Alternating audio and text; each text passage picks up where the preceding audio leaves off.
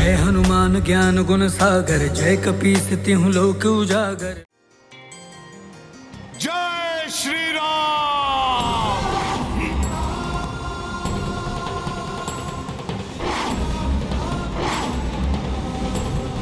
ये क्या, मेरा स्वर कहीं से टकराकर परिवर्तित होकर मेरे ही पास आ रहा है? जैसे नागपाश के संकट से हनुमान ने सबको उबार लिया था, उसी प्रकार वो इस ब्रह्मास्त्र के पहाड़ से भी भैया लक्ष्मण और सभी वानर योद्धाओं के जीवन में आए हुए संकट का मोचन भी अवश्य कर देंगे। अच्छा, तो कोई आवाज अदृश्य रूप में यहाँ स्थित है। कदाचित वो आवाज सुषेण जी का ही होगा। उसे देखने में मां कुष्मांडा देवी का वरदान मेरी सहायता करेगा।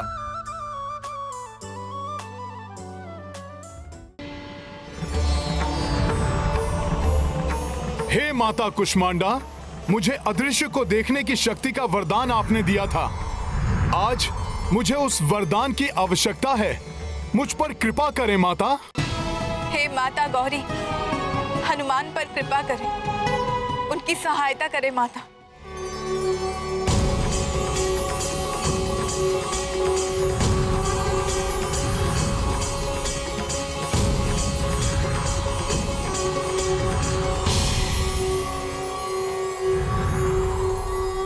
ये अद्भुत भवन, मुझे शीघ्र ही ज्ञात करना होगा कि ये भवन सुषेण जी का है या किसी अन्य का।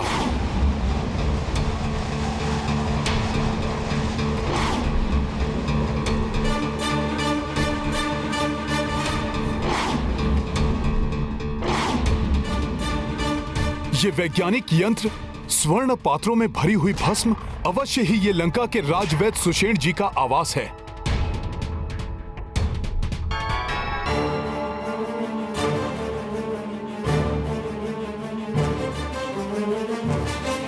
ये हैं राजवैद्य सुषेण जी।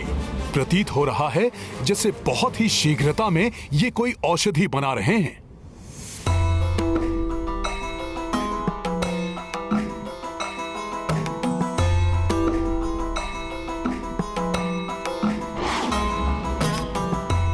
इनसे चलने के लिए आग्रह करता हूं। कोई आ रहा है। कहीं ये राक्षस सुषेण जी के लिए कोई अवरोध उत्पन्न तो नहीं कर रहे हैं? मुझे सुषेण जी से बात करने से पूर्व ये निश्चित कर लेना चाहिए कि मैं सुषेण जी को बिना कोई क्षति पहुंचे यहां से बाहर कैसे ले जा सकता हूं। हाँ,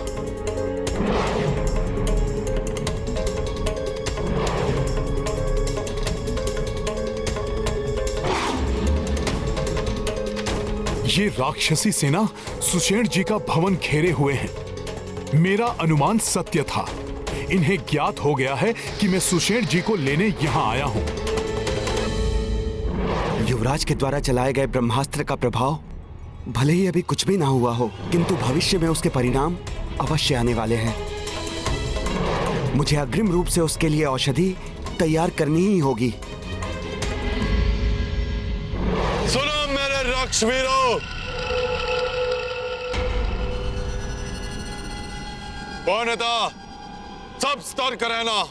यदि वो वानर इस ओर आता दिखाई दे तो शीघ्र ही मुझे इसकी सूचना देना। इस बार वो वानर मेरे मायावी खड़ग के सामने नहीं टिक पाएगा। स्मरण रहे, उसकी मृत्यु अति आवश्यक है। ये भी आ गया यहाँ।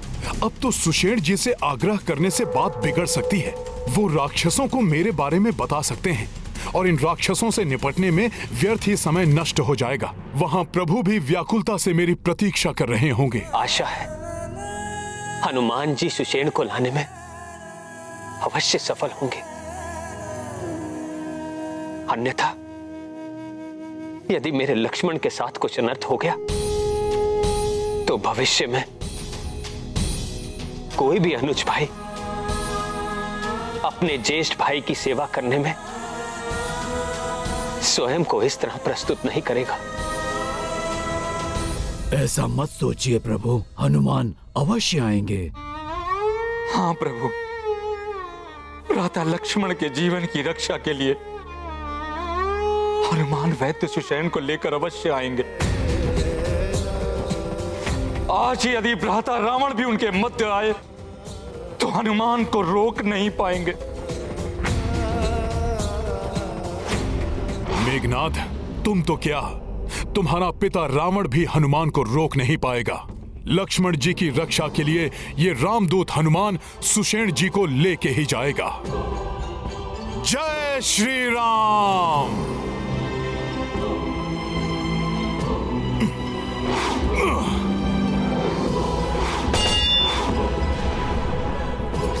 ये ध्वनि कैसी?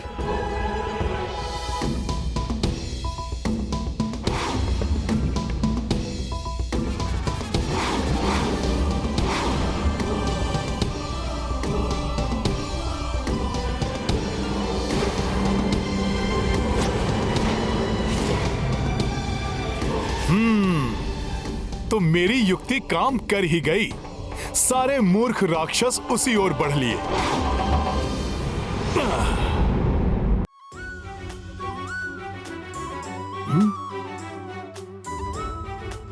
एक कार्य करता हूं, सुषेण जी को भवन सहित ही उठा ले जाता हूं।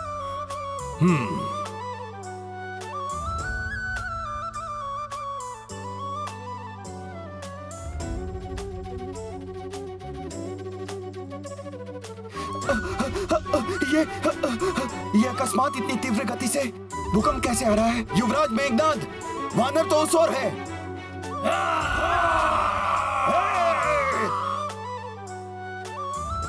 इससे तो मेरे यंत्र टूट जाएंगे।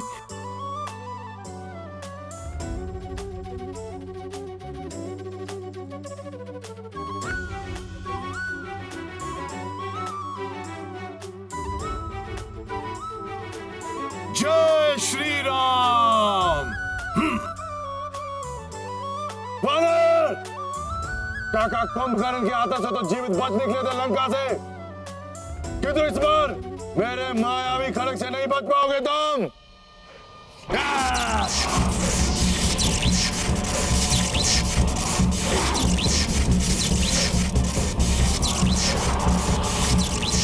वानर, यदि इस घेरे से निकलने का प्रयास करोगे तो तुम्हारी देह छोटे छोटे अंशों में विभक्त हो जाएगी और साथ ही नष्ट हो जाएगा रक्षवैद सुषेण का आवास भी, और अंत हो जाएगा वैद्यराज सुषेण का। जय श्री राम। ये वानर पुनः बच निकल गया। ये भूकंप तो बड़ा ही विचित्र है। आज तो ये धरती भी प्रचंड रूप से डोल रही है। कहीं ये सब कुछ युवराज मेघनाद के चलाए हुए ब्रह्मास्त्र का प्रभाव तो नहीं हो रहा है?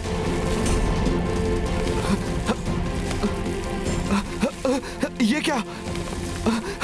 ये मेरा पूरा भवन ही आकाश में उड़ा जा रहा है। ये कैसी माया है?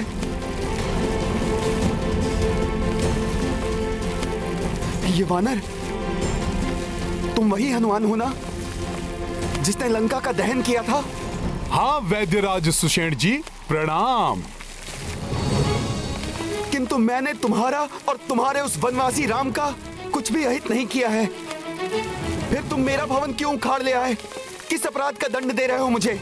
क्षमा करें वैद्यराज जी, परिस्थिति ही ऐसी उत्पन्न हो गई है कि मुझे बिना बताए आपको उठाकर लेकर आना पड़ रहा है। किंतु मैं आपको विश्वास दिलाता हूँ कि आपको दंड की नहीं सौभाग्य की प्राप्ति होगी। प्रभु श्री राम के दर्शन, उनकी सेवा करने का सौभाग्य।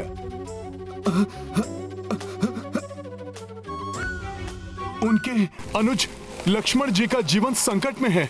अपने उपचार से उनकी रक्षा करके प्रभु की व्याकुलता समाप्त करनी है आपको।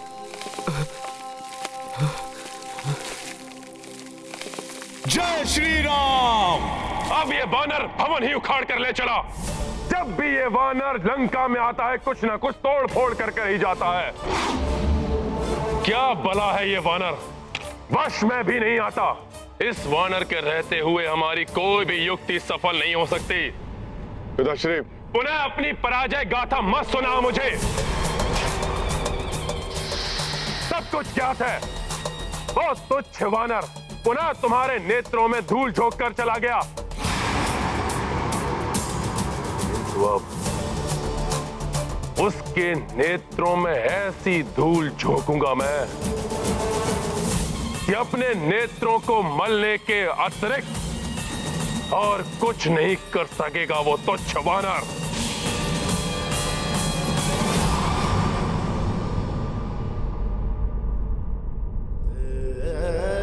जय श्री राम। हनुमत सुषेण भवन संग लाई, जो देखी अचरज हर्षाई। सूचना जीवित वैदेही लाए, मंगल करते पवन सुताए। कोसो विघ्न व कोसी बाधा, बजरंगी हर काज को साधा। नाम कपि मंगलमय आसा, अंजनी पुत्र निर्मह उजासा। महाबली हनुमत की रुचिकर लीला राम भगत की। जय जय जय रघुनंदन राम, जय जय जय महाबली हनुमान। जय जय जय रघुनंदन राम, जय जय जय महाबली हनुमान।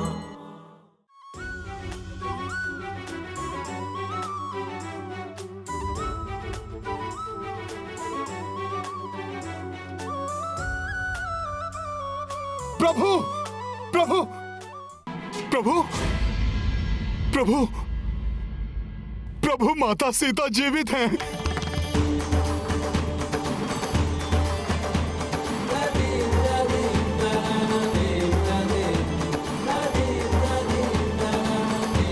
सीता, मेरी सीता जीवित है? जी प्रभु। लक्ष्मण, सुना तुमने? तुम्हारी भाभी मां जीवित हैं। प्रभु, उस दुष्ट मेघनाद ने मुझे भरमा दिया था। प्रभु, माता सीता सकुशल हैं माता सीता। मैं स्वयं उनसे भेंट करके आ रहा हूं।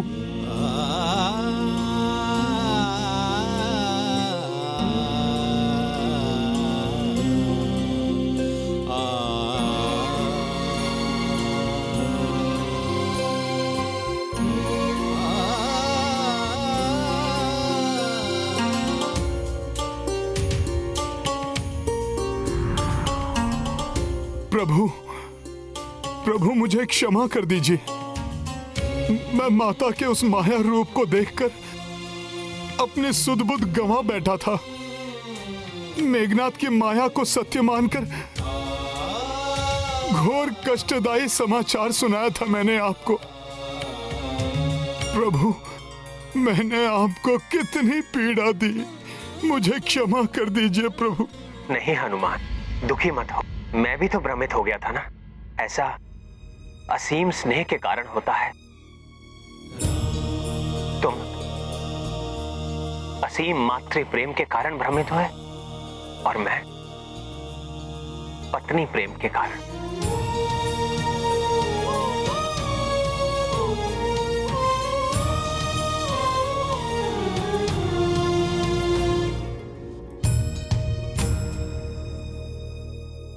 प्रेम कभी कभी मन को दुर्बल कर देता है और मन की इसी दुर्बलता का लाभ उठाते हैं ये राक्षस। हनुमान ने जो कुछ भी देखा वो विद्युत जिह्वा द्वारा उत्पन्न की गई माया थी और उसी माया से एक बार रावण ने माता सीता को भी भ्रमित करने का प्रयास किया था।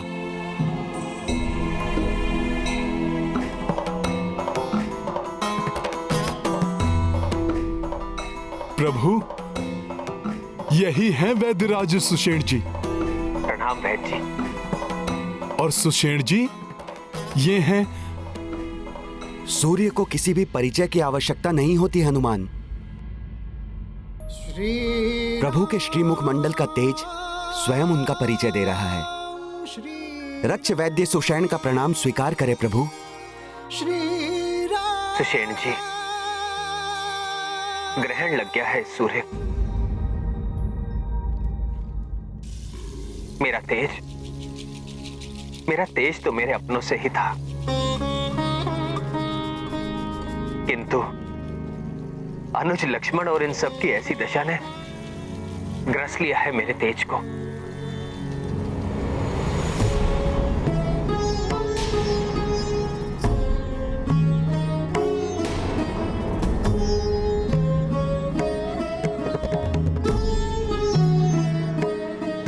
ये तो गंभीर रूप से आहत दिखाई दे रहे हैं। हाँ सुषेण जी, इन्हीं के उपचार के लिए आपको यहाँ बुलाया गया है। सुषेण जी, आप महाअनुभवी हैं। इन अस्त्र शस्त्र के प्रभाव को नष्ट करने में निपुण होंगे आप। भले ही आप हमारे शत्रुओं की नगरी लंका के राजवैद हैं, किंतु एक चिकित्सक का धर्म होता है पीड़ित को पीड़ा से मुक्त कराना, भले ही वो शत्रु पक्ष का हो या मित्र पक्ष का। प्रभु, मैं चिकित्सक धर्म का कठोरता से पालन करता हूं। आपके अनुज का उपचार मैं अवश्य करूंगा।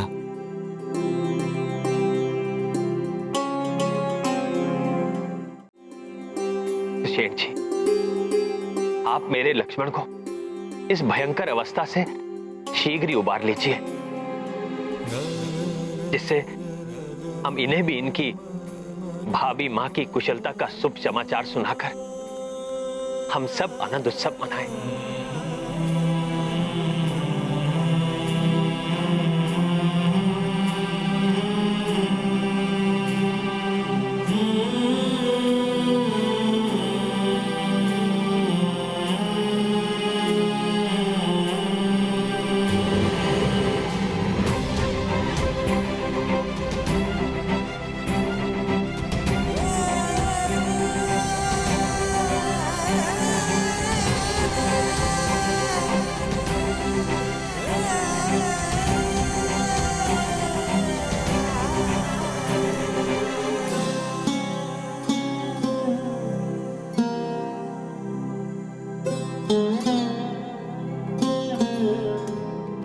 घोर आश्चर्य प्रभु,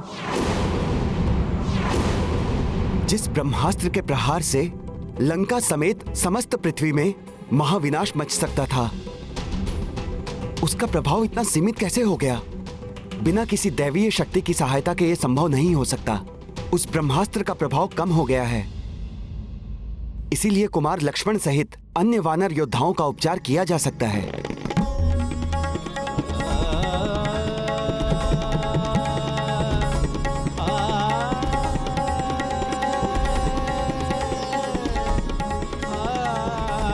सुषेण जी, आपने तो इस निराशा के अंधकार में अपने वचनों से आशा के दीप जला दिए, और जिस दिव्य शक्ति ने ये महाविनाश होने से रोका है वो कोई अन्य नहीं, महाबली हनुमान ही है।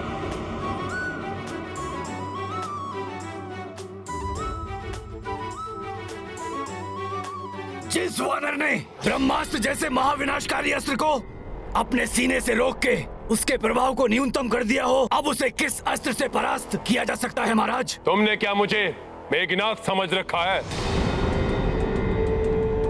तो छोटी मोटी मायावी तलवार को लेकर निकल पड़ूंगा उस वानर को मारने के लिए? अब मैं ऐसा प्रहार करूंगा जिसे स्वयं महादेव को सहन करना संभव नहीं हो पाएगा। तो वो तुच्छ वानर क्या सहन करेगा उस वार को?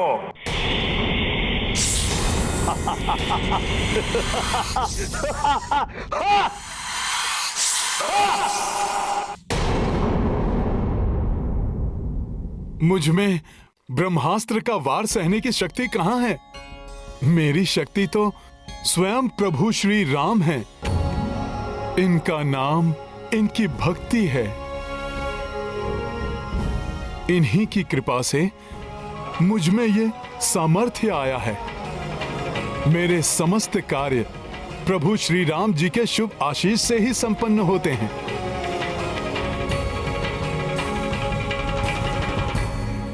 वैद्यराज जी, अब आपके उपचार कौशल का समय है। उपचार कीजिए लक्ष्मण भैया का, शीघ्र स्वस्थ कर दीजिए इन्हें। जिस समय मेघनाद ने वो ब्रह्मास्त्र चलाया था, उसी क्षण मैंने उसके प्रभाव को निष्क्रिय करने के लिए औषधि बनाना प्रारंभ कर दिया था। किंतु प्रभु, शोध के पश्चात मुझे ज्ञात हुआ इसके उपचार के लिए दिव्य जड़ी बूटियों की आवश्यकता होगी। मृत संजीवनी, विशल्यकर्णी, सुवर्णकर्णी और संधानी। किंतु सुषेण जी, ये चारों बूटियां तो दुर्लभ हैं। लंका में इनका होना असंभव है। आप सत्य कह रहे हैं विभीषण जी, ये जड़ी बूटियां यहां उपलब्ध नहीं हैं। ये मात्र हिमालय क्षेत्र स्थित द्रोणगिरी पर्वत पर ही उगती हैं। इन्हें लाने के लिए सुदूर उत्तर दिशा की यात्रा करनी होगी और इन्हें लेकर सूर्योदय के पूर्व वापस भी आना होगा।